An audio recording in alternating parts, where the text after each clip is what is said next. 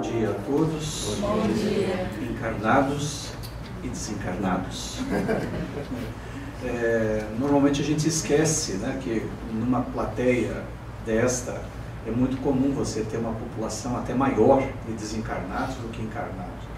Hoje nós estamos sendo trazidos aqui uma série de pessoas, muitos em cadeiras de roda, para assistir a palestra. As pessoas fazem uma certa confusão entre a realidade espiritual e a realidade física. Existem muitas moradas na casa do meu pai. Eu não sei se quem vem pela primeira vez já tem algum antecedente de conhecer sobre a lei das reencarnações. Mas é através da lei das reencarnações nós vamos compreender uma série de coisas que acontecem conosco.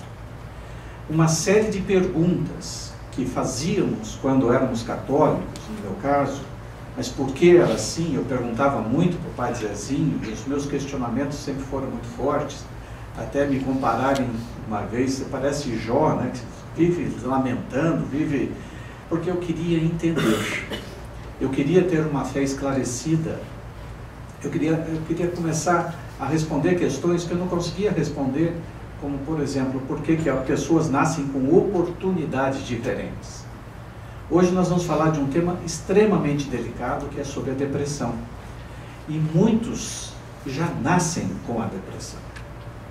Já nascem com essa genética espiritual. Por isso que muitos têm dificuldades enormes de retirar essa depressão, e ela não está na origem só no DNA. Porque se você pegar no DNA físico, você também vai encontrar muitas vezes uma genética que a mãe tinha, a avó tinha. Isso é relevante, tem que levar isso em consideração. Mas eu sempre digo que existem duas genéticas, e a genética espiritual é muito mais forte do que a genética do DNA. Essa genética espiritual, ela é acompanhada por nós através do perispírito. Você tem o corpo físico, o espírito e o perispírito, e no perispírito é como se tivesse armazenado todos os HDs de cada reencarnação sua. Cada reencarnação está registrada no HD. Vou dar um exemplo simples. Quando eu tinha 11 anos, minha mãe me levou no médico porque eu tinha marcas pelas costas inteiras. E chamava a atenção porque eram estrias profundas nas costas. E o médico, na época, falou, olha, isso aí é uma estria de crescimento. Isso eu tinha 11 anos. Quando eu tinha 32 anos, eu descobri o porquê que eu tinha aquelas estrias. Era um desencarne que eu tinha tido, eu já era espírita nessa época. Eu fiz um desencarne chicoteado pelo meu pai da época, que hoje é meu filho. Então, nas costas estavam todas as marcas. As marcas, elas vêm decorrentes da importância dessas reencarnações. E aquela reencarnação, para mim, foi relevante. Meu pai era o maior escravocrata do Brasil, tinha o maior número de escravos do país, um homem extremamente perverso, e eu era abolicionista, tinha estudado na França e vinha com outras ideias, aquilo que vocês leem nas histórias. Eu vivi isso na carne, como nós todos aqui tivemos uma série de vivências. Muitos, eu gostaria de já abaixar a bola de algumas pessoas, porque muitos imaginam que veio, nossa, eu já era um anjo e estou aqui reencarnado para ajudar essa população toda de terráqueos normais.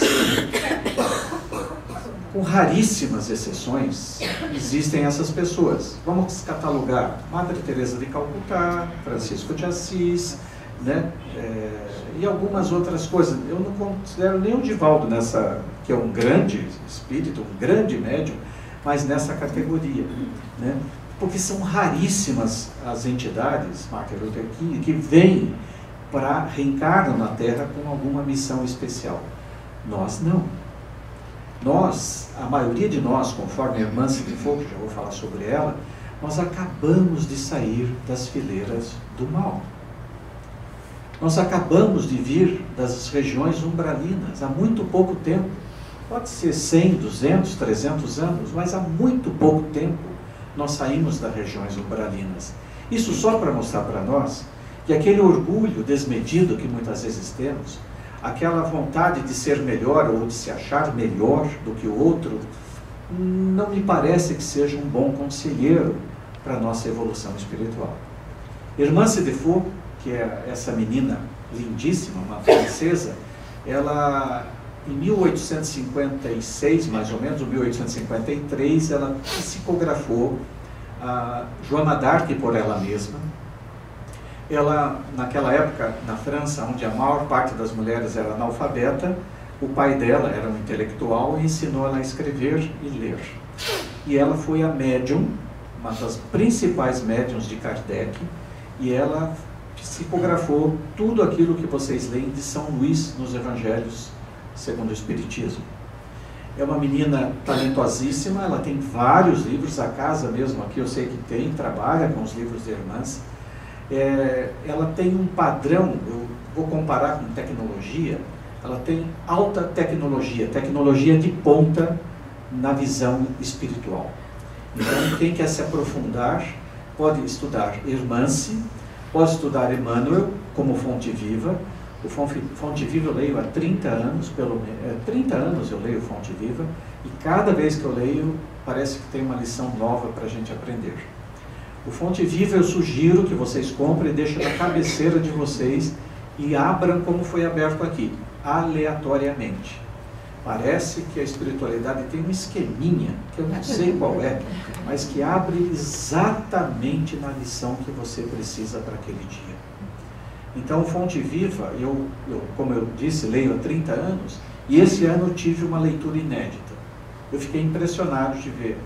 Às vezes sai a mesma leitura durante, você abre, eu vou girando para evitar, eu vou girando, o olho fechado, abro e cai na mesma leitura, ou significa que você não aprendeu a lição, né? Faça, porque tem alguma coisa que você precisa aprender. Então, Hermance de Faux é essa menina maravilhosa que nos deu essa frase, é dela: os que vivem, mas não sabem existir. Nós não somos fadados a vir para a Terra para sofrer. Muitas pessoas consideram aqui um lugar de extremo sofrimento. Consideram um lugar onde parece que tudo é errado. Quando fala de Brasil, por exemplo, fala dos governos, reclama de tudo, reclama da velocidade que tem que manter 40 milhas, mas que coisa, poderia ser 60, e fica todo dia reclamando que tem que andar 40 milhas, quando ele gostaria de andar 60 milhas. Existe uma série de sentimentos, uma série de situações que denotam que a pessoa tem uma tendência depressiva, e é sobre isso que nós vamos falar hoje. São situações cotidianas que mostram que talvez eu precise mais de cuidado daquilo que eu imagino. Pode até, às vezes, ser um simples bife, né? Você, no dia, uma comida, no dia você reclama que está grosso, no outro dia que está cru, no outro dia que está passado demais, no outro dia que está salgado demais, no outro dia que está salgado de menos. Na realidade, não importa o bife. Você nunca está satisfeito com aquele bife. E aí você deve parar e pensar e perguntar: por que todo dia eu não estou satisfeito? Na realidade, reencarnam bilhões de pessoas, de almas, estão reencarnando na Terra. Existe uma fila imensa para a reencarnação. Não só que você superou na hora de fazer a fecundação, você é o campeão de milhões de espermatozoides, mas você também foi campeão numa fila imensa de pessoas que estão para reencarnar.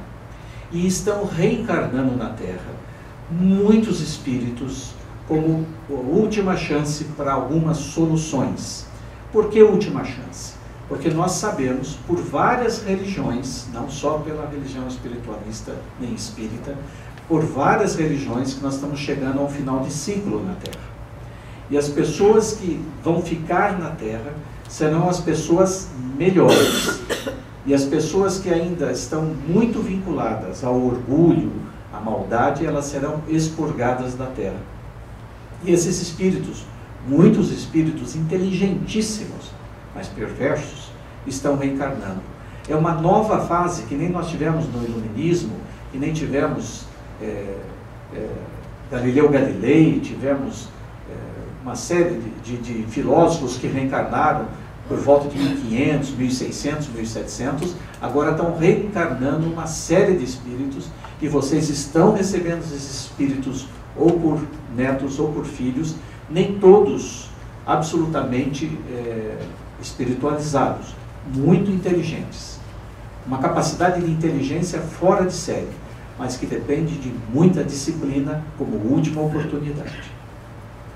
Lutam para se livrar de pesada condição magnética, de instintos que se encontram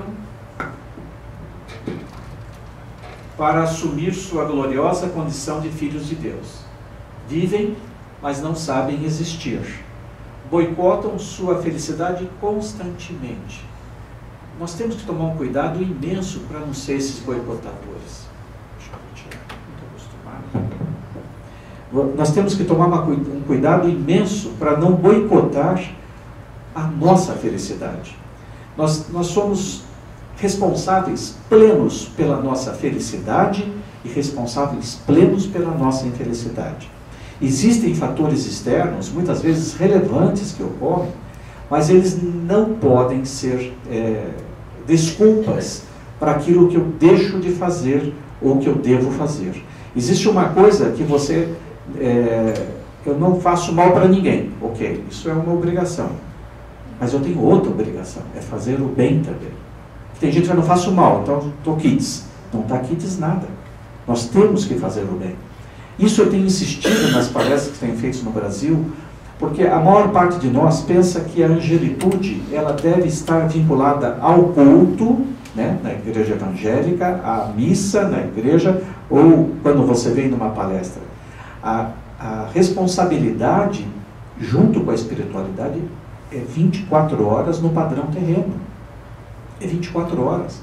Isso significa que eu tenho que ser extremamente correto no trabalho, que eu tenho que estar com uma percepção aberta quando eu caminho na rua e vejo uma criança, escuto um pássaro.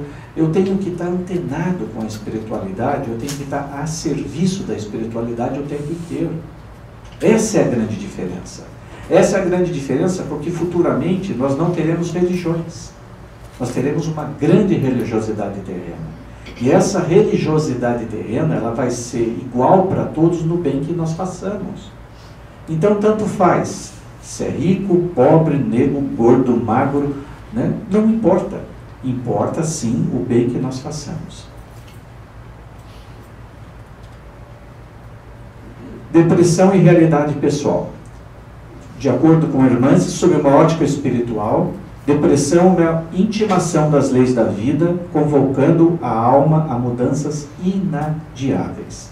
É uma doença do espírito, muito mais do que da carne. Por isso que só cuidar da matéria, muitas vezes não resolve uma depressão. E rouba a liberdade e a alegria de viver. Os hindus perguntam muito: você está feliz?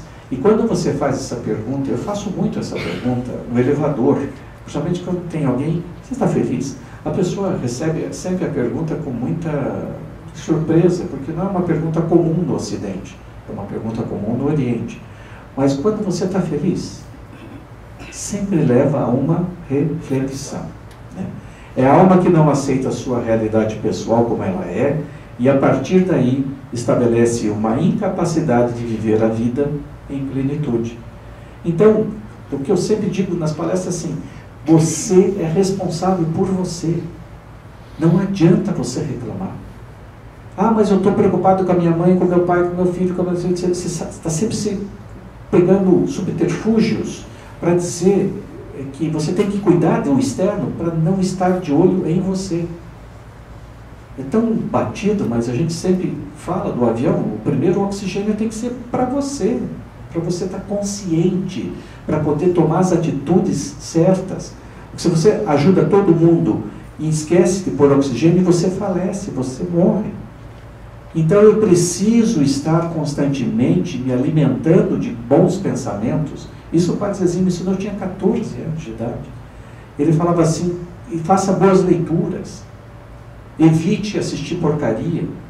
Se você pegar a relação, no avião que eu vim, a relação de filmes, a maioria eram violentos, os lançamentos. Não dava para assistir. Para que eu vou assistir? Para que eu vou me colocar um monte de coisa ruim dentro de mim? Então, eu tenho a obrigação de ser seletivo naquilo que é bom. E quando eu não sei o que fazer, eu sempre pergunto para mim. Por exemplo, eu tenho uma padaria. Eu entrei na padaria esses dias e entrou junto comigo um andarilho, né? E eu pensei assim, Jesus, como você agiria no meu lugar? Eu entrei, quando ele estava muito agressivo, provavelmente esquizofrenia, mas estava muito agressivo. Eu dei bom dia, ele falou, bom dia, por quê? O que quer? Né? Eu falei assim, não, só lhe dei bom dia e não mexi mais com ele. Daí ele tomou, eram 8 horas da manhã, mais ou menos 7h30, ele tomou 2 cervejas, comeu um salgado, pagou uma parte, porque não tinha todo o dinheiro, foi embora, eu fiz para a menina deixar ir. Né? Mas era doente, profundamente doente. E nós temos nas famílias nossas, a maior parte, nós temos pessoas doentes na família. Não é por acaso que essas pessoas vêm. De acordo com o Chico Xavier, eu gostaria que vocês entrassem no YouTube, quem puder, e assistisse ele com a Hebe e a Nair Belo. Chico, Nair Belo e Hebe Camargo. Elas fazem uma entrevista com ele, eram muito alegres, né? Muito alegres. E ele fala assim que o esquizofrênico, por exemplo, ele é o homicida que cometeu suicídio em seguida. Então, muitas vezes, essas doenças que para nós parecem absolutamente difíceis de compreender, são às vezes a última oportunidade que a espiritualidade pega a pessoa para comportamentos. Por exemplo, uma criança, um ser, que nas últimas 3 reencarnações, isso é caso real, nas últimas 3 reencarnações foi suicídio. Eram riquíssimos, viviam no luxo, uma pessoa vivia no luxo, usou dinheiro para se drogar, para fazer um monte de coisa errada.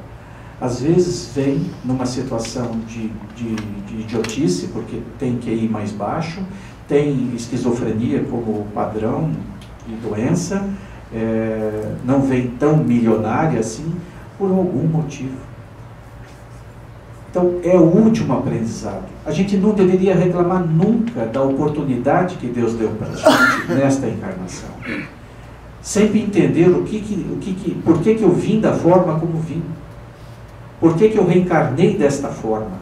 Por que eu reencarnei alto, baixo, gordo, estúpido, inteligente demais, que inteligente demais também é uma dificuldade, né? Porque ele acha que todo mundo é burro. Na verdade, não é todo mundo que é burro, é ele que é muito inteligente. Então tem pessoas que têm que ir acima da média e tem essa inconstância, essa insegurança.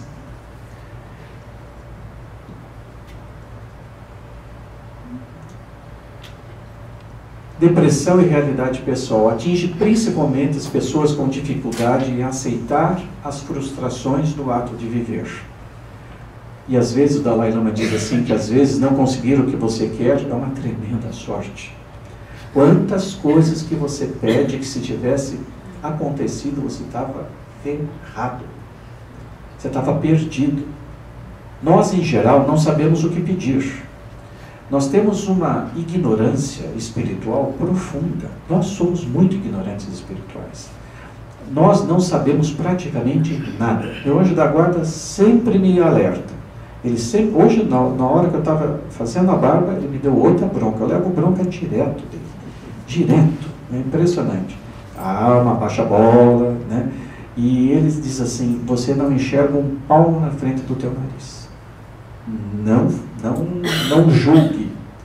Evite fazer algumas coisas, não julgue, porque você não tem consciência plena, você não tem todos os dados que você precisa para fazer a avaliação correta.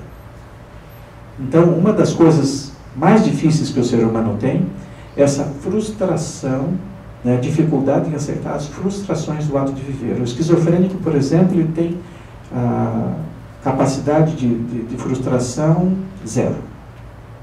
Ele nasce praticamente com 0 de frustração. Essa é uma das grandes dificuldades da doença.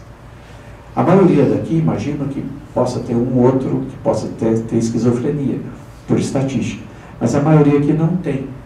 Mas talvez tenha essa incapacidade de frustração.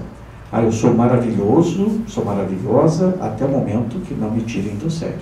mas não queira ver eu brava. Será que essa é uma afirmação muito legal? Eu já escutei tantas vezes isso. Mas a hora que eu parto para as 10. Você vai conhecer se uma pessoa está mais ligada ou está no desenvolvimento espiritual mesmo exatamente nas exceções. Exatamente nas exceções que a gente vai conhecer aquele ser. Tanto é que Buda, ele conta uma história que tinha uma senhora que era muito famosa num certo lugar. Eu estudo budismo há mais de 30 anos. Tinha uma senhora que estava na vila dela, era muito conceituada. E ela era muito conceituada e tida como boa, uma ótima pessoa. Daí a serva dela falou assim: vou testar minha ama. Hoje eu não vou levantar para atender. E não levantou. Levantou com 1 hora de atraso. Nossa, a dona quis morrer. Já ficou muito brava. Daí a serva, no segundo dia, falou assim: eu vou testar de novo a minha ama. E atrasou 2 horas. Aí foi aquele barraco. Bateu nela, foi tudo, toda a comunidade da vila soube que aquela mulher, aparentemente tão boa, tão caridosa, tão cortada, tão gentil, na realidade ela não era gentil. Então eu sempre procuro observar as minhas reações extras. Eu sempre procuro observar as reações que eu estou tendo nas exceções, porque são nas exceções que você vai conhecer realmente quem nós somos verdadeiramente. Uma outra oportunidade de avaliar isso é quando nós estamos em sono. Os sonhos nos indicam. Muitas vezes você está em sonho, você está batendo em alguém, esmurrando alguém. No sonho você está no prostíbulo, por exemplo. Opa, então no cotidiano eu não faço isso, mas em sonho eu vou. Então eu tenho que fazer uma análise dos meus sonhos para saber exatamente quem eu sou. E aí você vai perceber que a gente não é talvez esse ser tão angelical quanto eu acho que sou. E é bom que seja dessa forma, porque você abaixa um pouquinho a bola. Sabe? Você começa a saber que você tem a sua parte boa e a sua parte ruim. Isso que a irmã se bate bastante. Ela fala assim: você tem que deixar florar aquilo que não é bom. Aqui na Disney, você lembra do Pato Donald, o anjinho e o diabinho, né? Um em cada lado. Faça isso, faça aquilo. E eu, Pato Donald, aquele gênio bipolar dele, né? Ele é bipolar. Né? Ele pega e o diabinho, ele atende várias vezes o diabinho, né? E se dá mal. A gente sempre vai se dar mal. Mas a gente precisa trazer o lado sombra, muitas vezes, para conversar com ele e atendê-lo. A pessoa que mais precisa de perdão somos nós. Isso que a irmã se diz, o auto-perdão. A pessoa que mais precisa ser aceita com paciência sou eu mesmo, são os meus defeitos. E nós temos inúmeros deles. Hoje, quando eu levei a bronca de manhã, eu falei: Pai Benedito, né, que é meu anjo da guarda, de novo, né, Pai Benedito, tenha paciência comigo, tenha paciência, o maior chegou lá, né, tá bem? Rebelam-se, então, ante a morte e as perdas decorrentes do ato de viver. As perdas fazem parte da vida. Eu sei que é difícil perder um ente querido, como muitos aqui já perderam, de forma trágica, ou de forma natural, ou por um acidente. Não é fácil perder. Decorrente de mudanças não previstas e aos desgostos afetivos ou amorosos que a fecham para viver, para construir a sua felicidade pessoal. Então, em função de uma perda amorosa, por exemplo, a pessoa se fecha profundamente e não se permite mais viver. Nós não podemos colocar nossa estrutura emocional no outro. Lamentavelmente é isso. Não sei se gosto ou não gosto, mas a gente tem que colocar toda a nossa estrutura emocional na espiritualidade, em Deus. Isso os evangélicos trabalham melhor do que nós, porque eles falam que não tem intermediário, não tem santo, não tem espírito, não tem nada, que você não deve escutar nada, que você deve escutar Deus. Nesse sentido, eles têm um risco menor de cometer alguns erros que nós cometemos. Criando sentimentos de culpar os outros por seus infortúnios. Prestem muita atenção nisso. Muita atenção. Quando você fala assim, isso aí não fui eu que fiz, não, isso não é minha responsabilidade, é ele que fez, é por causa dele, por causa da minha mãe. Minha mãe batia muito na minha cabeça quando eu era pequenininho, eu fiquei assim, lesado, né? Não dá, gente. Não dá para repassar a responsabilidade. A responsabilidade é absolutamente nossa. Eu sei que é difícil enfrentar, mas se nós queremos amadurecer espiritualmente, estamos de passagem pela terra e queremos amadurecer espiritualmente, eu tenho que assumir as minhas responsabilidades. Por mais dolorida que seja. Né? Às vezes eu não vou conseguir refazer o bem de um mal que eu fiz lá atrás, mas eu vou somando bens futuros, vou colhendo bens. Isso está no Evangelho segundo o Espiritismo, que você faz a caridade num lugar que você nem conhece, só que aquilo é recolhido, né? É recolhido e é levado para algum lugar, para as pessoas que precisam, vamos supor, uma doação que você fez de leite em pó. Isso é levado para as mães, e aquilo a pessoa recebe e agradece a Deus, e aquela oração é retornada para você, de alguma forma. Mas eu estou fazendo para ganhar? Não, mas você vai ganhar. Da mesma forma, fiz um mal, foi um pensamento ruim, de acordo com Robson Pinheiro, esse pensamento ruim é considerado magia negra. Então você manda o pensamento ruim, vai lá e volta para você. Então aquilo que eu penso é relevante? Muito relevante. Então veja o quanto nós na Terra temos o compromisso de nos tornar seres humanos melhores. Só melhores. Isso pressupõe, muitas vezes, ser mais gentil, ser mais compassivo, ser mais amoroso. Aqui entre nós podemos, já que o americano é mais distante, eu fui numa advogada aqui que ela fez assim, tudo bem, né? Eu até pensei em abraçar ela, mas era impossível. Não tinha oportunidade. Falei, não, eu vou ter que ceder, não dá para... Né? Ou fazer aquele abraço tipo formiguinha, vocês conhecem? Assim, ó. Com a bundinha para trás, né? Para não chegar perto de jeito nenhum. Então nós estamos num lugar que a gente pode ser fraterno. Lógico que todos os lugares tem gente boa e gente ruim. Todos os lugares, né? Só que nós temos que dar oportunidade de pensar o seguinte: Jesus, ele não veio só para os sãos. Jesus, ele veio para as pessoas que precisavam da palavra dele e do exemplo dele. Isso é mais importante do que a palavra. É o exemplo. É como você se posiciona, como você faz. Então não adianta você falar para o seu filho, não fume, filho, não fume que faz mal. E acendendo um do outro. Não tem o que fazer. Porque o seu exemplo é relevante. Ele é relevante para a educação. As pessoas vocês que se dizem de Jesus, né, que se dizem de Jesus Cristo, eles vão olhar para você e vão ver o seu comportamento. Nossa, imagine se não fosse de Jesus, hein? O que ele faria? Né? Não que a gente tenha que ser anjo, nós não somos anjos na Terra, mas nós temos o compromisso de constantemente estar pensando nas coisas. Santo Agostinho, da Igreja Católica, no ano 300 e pouco, ele dizia que você diariamente devia refletir aquilo que você fez durante o dia e passar um pente fino e falar assim, onde eu errei mais, onde eu errei menos, né? Repetir pensamentos positivos e tirar os pensamentos, corrigir. Às vezes você faz, errei,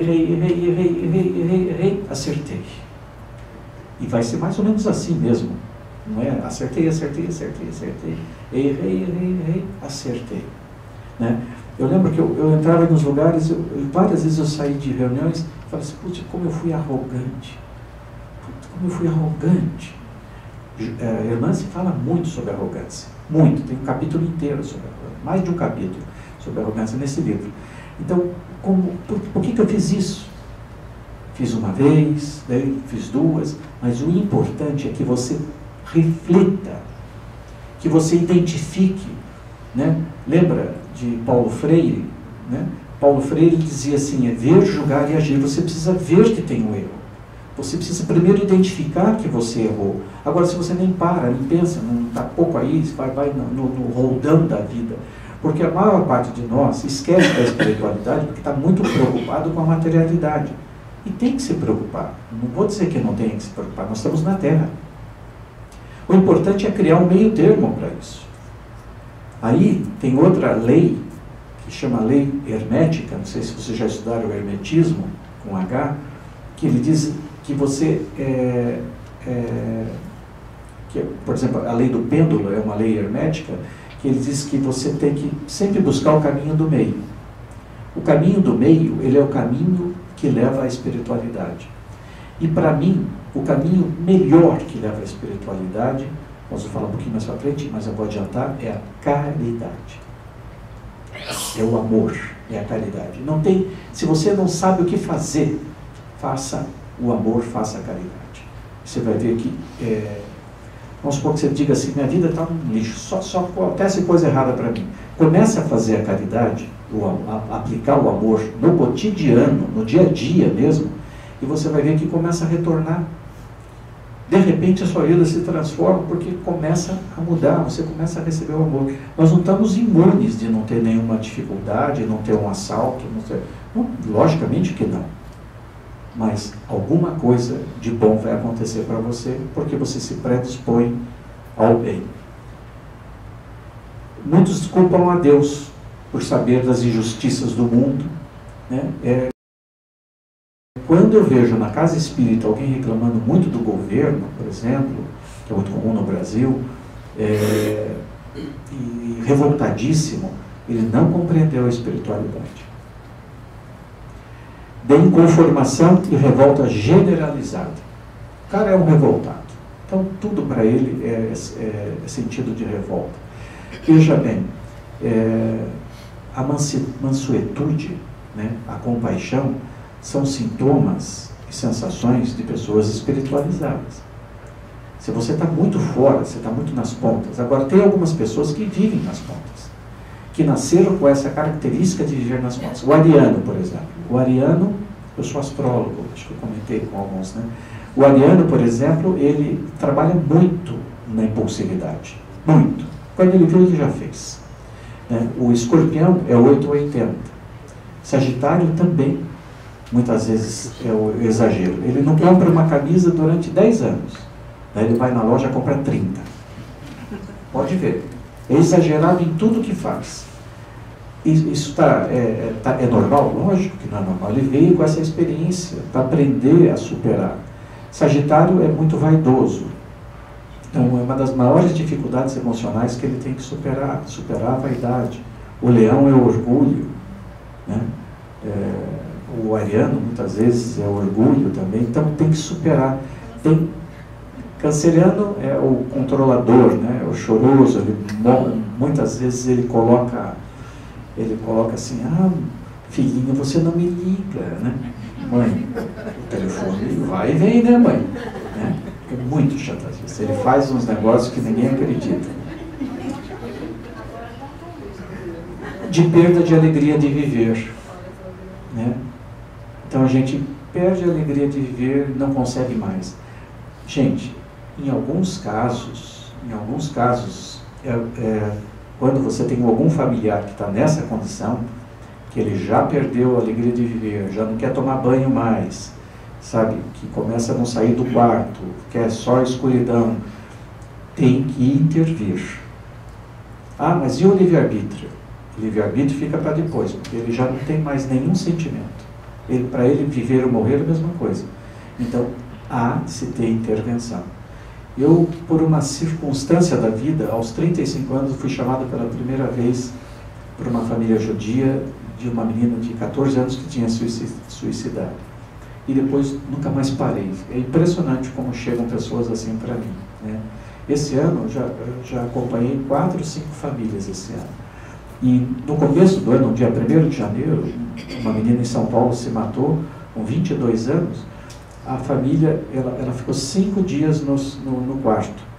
E a família até achou que aquilo, ela tinha constantemente pensava que ela ficava no quarto, muitas vezes, né?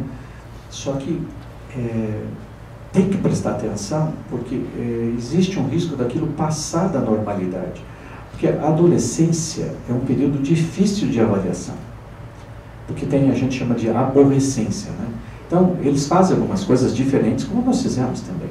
Então, você tem que procurar não confundir alguma coisa que passa da aborrecência.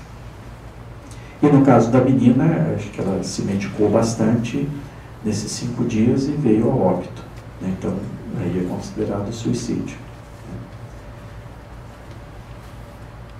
Exemplos de atitudes depressivas ou pré-depressivas, segundo Hermance. Uma insegurança exacerbada e muitas vezes infundada. Não precisa, porque quando falo de uma situação nova para nós, normalmente a gente coloca um bicho de 7 cabeças. Nossa, mudar, vocês que mudaram recentemente há um ano, mudar de país, é uma situação difícil, não é fácil. A maioria de vocês aqui mudaram de país, não é uma situação fácil, né? Isso gera insegurança, que é normal. Então, o que a gente está dizendo é para que tirem os exageros. Às vezes tem uma dificuldade real, mas não é um bicho de 7, é um bicho de 2 cabeças. Mais fácil de lutar com 2 do que com 7, certo? Ele tem 2 cabeças, mas você vai resolvendo. Descartes, ele dizia que você devia dividir por partes. Quando o teorema era muito difícil, você sabe que ele não terminou a faculdade, né? Ele fugiu da faculdade. E é pai do racionalismo. E ele dizia que você deve dividir por partes, daí você vai resolvendo, pedaço por pedaço, no tempo certo, com mais calma.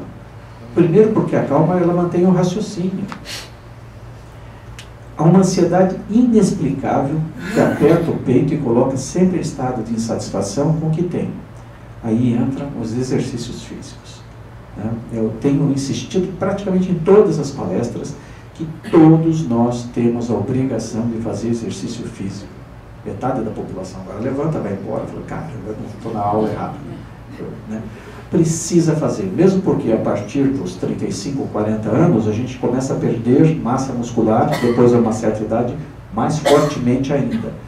E para a gente se manter em pé, e para a gente fazer as coisas, eu preciso manter massa muscular. Isso eu ganho não bombando, tomando aquelas bombas que esses molecadas tomam aí. Eu tenho que fazer exercício físico, eu tenho a obrigação de fazer direto exercício físico.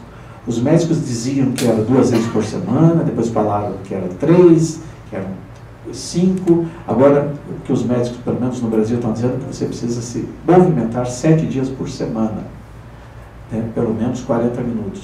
Então, a maioria de vocês pode e deve fazer exercício físico, porque até uma das medicações que se tem para pânico é fazer bicicleta. 70 km por dia, 50 km por dia, aeróbico, né?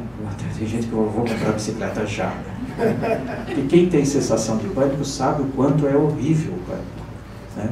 E é filha da depressão. O pânico está ali, no pacote.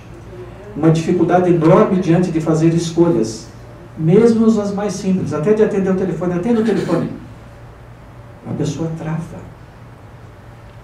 Baixíssima tolerância às frustrações, mesmo as menores. Daí o Saint-Exupéry diz assim, é loucura jogar fora todas as chances de ser feliz, porque uma tentativa não deu certo. Então eu não posso desistir na primeira situação. Normalmente não vai dar certo na primeira situação. Lembra da lâmpada? Foram mais de 1000 experiências. Mais de 1000. Imagina se o cara desistisse, nós íamos estar tudo ferrado, sem luz ainda hoje, né? Mas teve um cara que foi perseverante. Foi um cara que foi perseverante, meio na penicilina, na descoberta da penicilina, mas graças às pessoas que não desistiram na primeira vez. Mas se vocês gostam tanto dessas pessoas que não desistiram, por que não imitá-las? O hábito sistemático da queixa improdutiva. Quem é novinho não sabe, mas quem é mais... quem riu, passou dos 40. Ó vida, ó dor. Né? Então, nós temos uma tendência muito grande de lamentação. Lamentamos demais, lamentamos por qualquer coisa, lamentamos por besteira. Isso é uma atitude depressiva, gente, não tenho dúvida. Isso é um sinal muito forte que a pessoa não está bem. Desacreditar da importância do ato de viver. Viver para quê? Para que eu vou viver se eu não tenho mais sentido para viver? E muita gente está nessa circunstância. E essa é uma palestra que antecede uma outra que nós vamos dar agora no Brasil, que é sobre prevenção ao suicídio. Então, essa é uma palestra que antecede. E aqui a gente diz claramente, você tem que intervir se você tiver parente ou alguém que você conhece que está nessa circunstância. Quem diz que vai se suicidar, você fala assim, ele só fala. Não, é só fala não. Ele vai se matar uma hora, se ele está dizendo sempre. Então eu tenho que intervir. Ok? Uma insatisfação com o corpo de maneira visivelmente doentia. Como achar que está gordo sendo magro. Estou muito gordo, mas você olha para a menina assim e fala, meu Deus, se eu tirar mais carne daí, vai desaparecer, vai virar só osso. Entendeu? É uma perda de visão correta da realidade. Ela se perdeu na realidade. E veja, a gente tem que cuidar da saúde. O maior patrimônio que nós temos é nossa saúde. Só sabe dar valor quem perdeu. Ou quando você está doente. Você fala, caramba, ter dor ninguém merece. Qualquer tipo de dor. Aí, a gente sempre recomenda que vocês tenham uma gama de fitoterapias, né? De florais. Os florais eles atuam mais no sentimento, na alma, e as fitoterapias mais no corpo físico, tem as homeopatias. Bem? Um apego doentio a fatos do passado. A gente tem que viver o presente. Né? Lembra, nessa fase, o macaquinho está ensinando para ele que ele não pode viver no passado. Exatamente quem assistiu o desenho. O passado pode machucar, mas como eu vejo você pode fugir dele ou aprender com ele. Logicamente que olhar para o passado, olhar para a Segunda Guerra Mundial é interessante, porque a gente não pode cometer os mesmos erros. Se Hitler tivesse visto a estratégia de Napoleão, ele não teria invadido a Rússia, não teria perdido a guerra. Ele cometeu o mesmo erro de Napoleão, o mesmo erro. Ainda bem que ele não conhecia esse detalhe da história.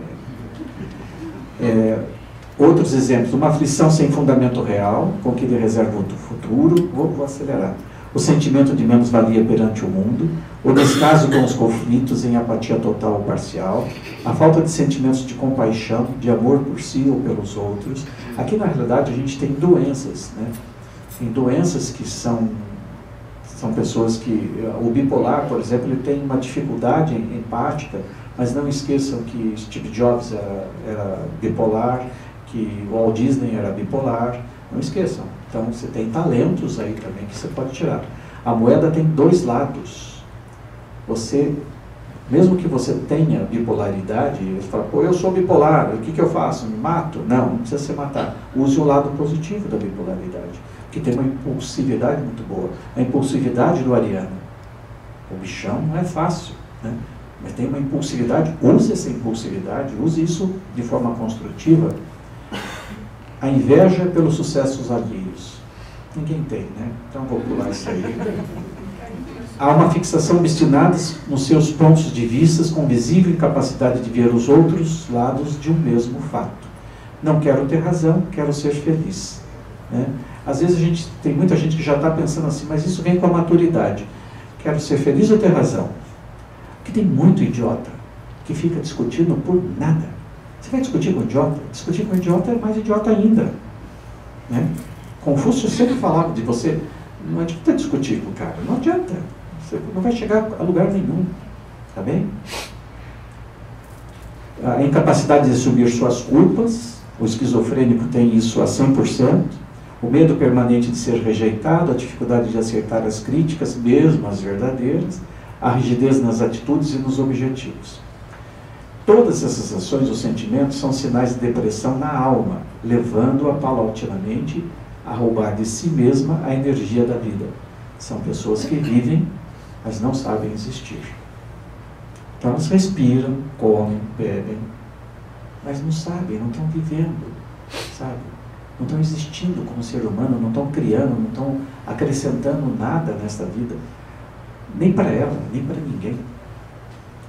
Por esse motivo, há de se buscar ajuda profissional, tanto a pessoa quanto seus familiares, de maneira a superar essa triste doença da alma decorrente de opções erradas em vidas passadas. Faça exercícios no mínimo 5 vezes por semana, beba muita água. Lembra que a gente já tem conversado para beber água em jejum, para fazer aquela primeira limpeza, uns 700 ml de água de manhã. O judeu, ele fala que você deve só levantar depois de 8 segundos. Eu não sei exatamente porquê, mas ele diz isso milenarmente. Mas deve ser para o cérebro se acomodar, para você não fazer um choque no cérebro quando você acorda. Então, se você sentar na cama, deixar a água aqui do lado, é o tempo que você tem para tomar água. Faça reposições de vitaminas e sais minerais segundo a orientação do médico. Respire o bem, faça a caridade sempre, seja gentil sempre. Portanto, se você não gosta de onde está, mude. Você não é uma árvore.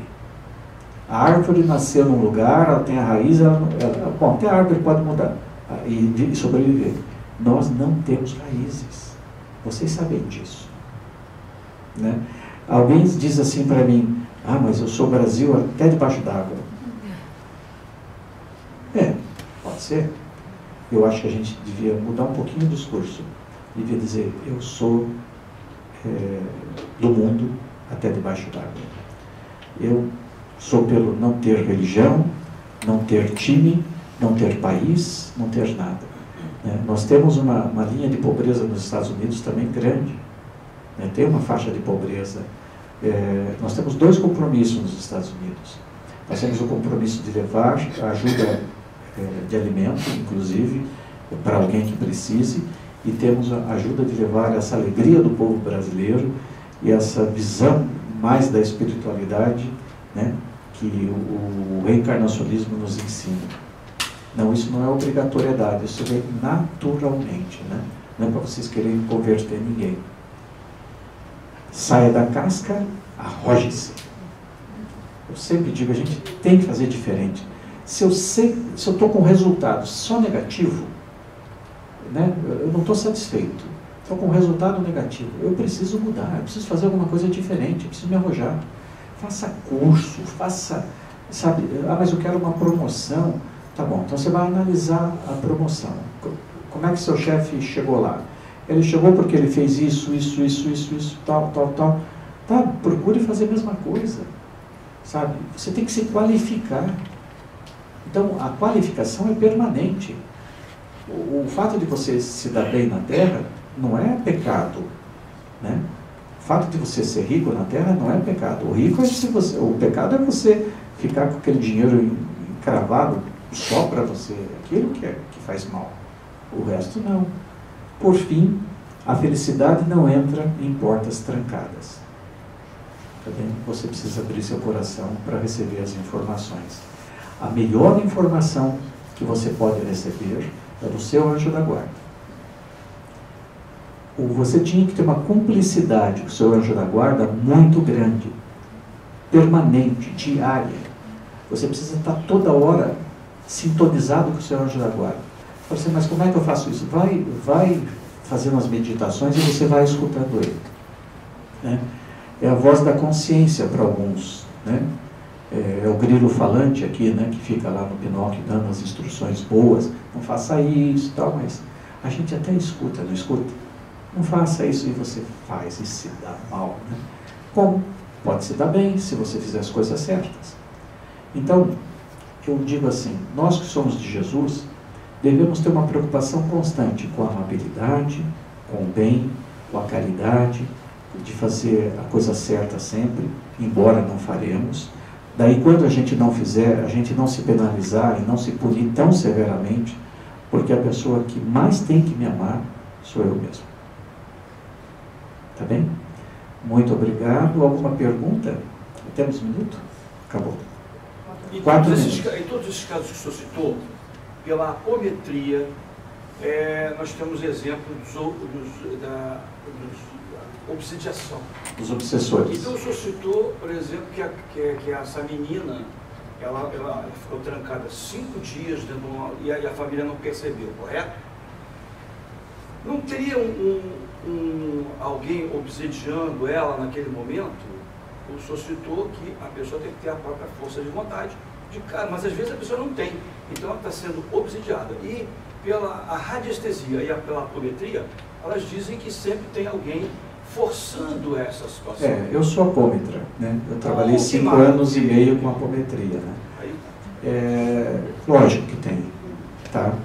Só que eu sempre digo isso nas palestras, eu gosto de fugir da obsessão pelo seguinte, ou pelo menos não tratar isso como um primeiro ponto. Uma vez eu fiz um mapa astral de uma moça por telefone que morava no interior de São Paulo, e ela estava lá, contei isso, acho que para você, Paulo. Ela estava lá em São Paulo e falava, não estou conseguindo subir escada, eu acho que eu estou com um processo obsessivo, tem alguém encostado em mim. Eu acho essa palavra horrível, mas é isso aí. Né? Daí eu falei, olhando o mapa astral dela, eu falei, não, minha filha, não tem obsessor nenhum, você está com um problema de coração.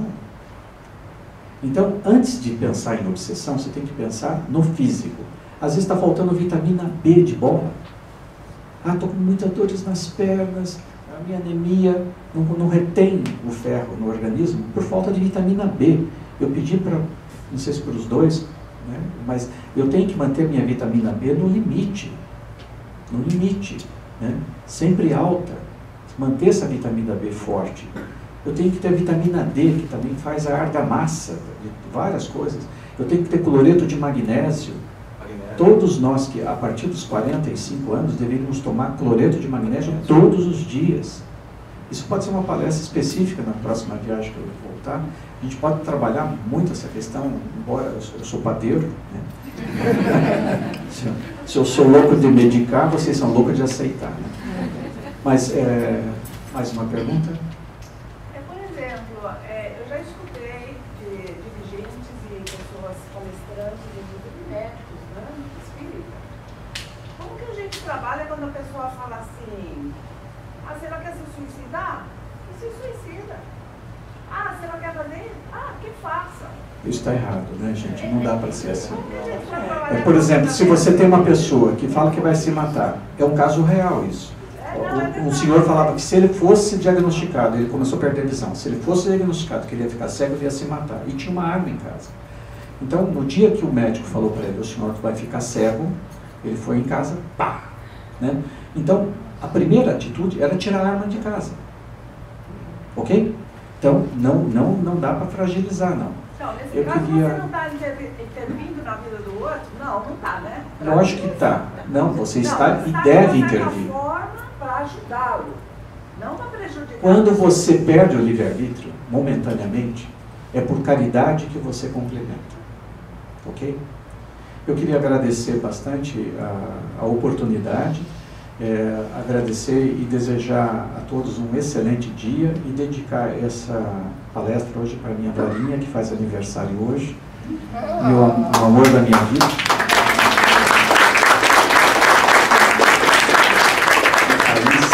Motivo pelo que eu e minha esposa marcamos para estar aqui hoje. Muito obrigado, tá?